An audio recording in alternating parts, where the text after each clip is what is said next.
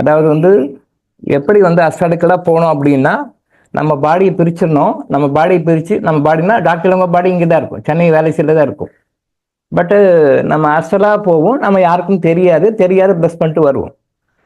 இன்னும் மேரேஜஸ்லாம் பார்த்தோம்னா அந்த அதாவது அந்த மணமக்களுடைய பெற்றோர்கள், மணமக்களுடைய உறவினர்கள் யாராவது மறைந்தவங்க இருந்தாங்க அப்படின்னு சொன்னால், கொஞ்சம் விஷயம் தெரிஞ்ச, கொஞ்சம் ஆபியலக நேரிகள் எல்லாம் கொஞ்சம் தெரிஞ்ச ஆத்மாக்கள்லாம் வந்து டைரக்டாக வந்து பிளஸ் பண்ணுவாங்க. என்னுடைய குரு சுந்தரராஜன் தான் வந்து அதை எப்படின்னு எனக்கு ப்ரூவ் பண்ணி காட்டினார்.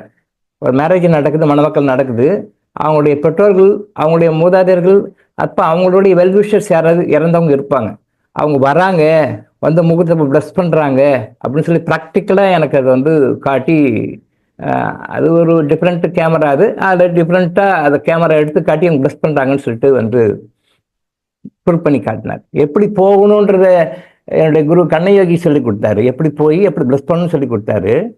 இவங்களாம் எப்படி வராங்க, எப்படி ப்ளஸ் பண்ணுறாங்க அப்படின்றது வந்து என்னுடைய குரு டாக்டர் சுந்தரராஜன் கற்றுக் கொடுத்தாரு. எல்லா குருமார்களும் ஒரு ஒரு ரோலில் கொடுத்துருக்காங்க. என்னன்னா, எனக்கு நிறைய குருமார்கள், எல்லா குருமாரும் ஒரு விஷயம் சொல்லி கொடுத்துட்டு போயிருக்காங்க. இங்கே எனக்கு ஏன் இத்தனை குருமார்களும் கேட்டபோது தான் சொன்னாங்க, நாங்கள் வந்து ஒரு குருன்னு இருக்கோம், ஒரு சப்ஜெக்ட் கொடுக்குறோம், அதை வந்து கொடுத்துட்டு போகிறோம். நாங்கள் ஒரு சப்ஜெக்ட் கொடுக்குறோம், கொடுத்துட்டு போகிறோம்.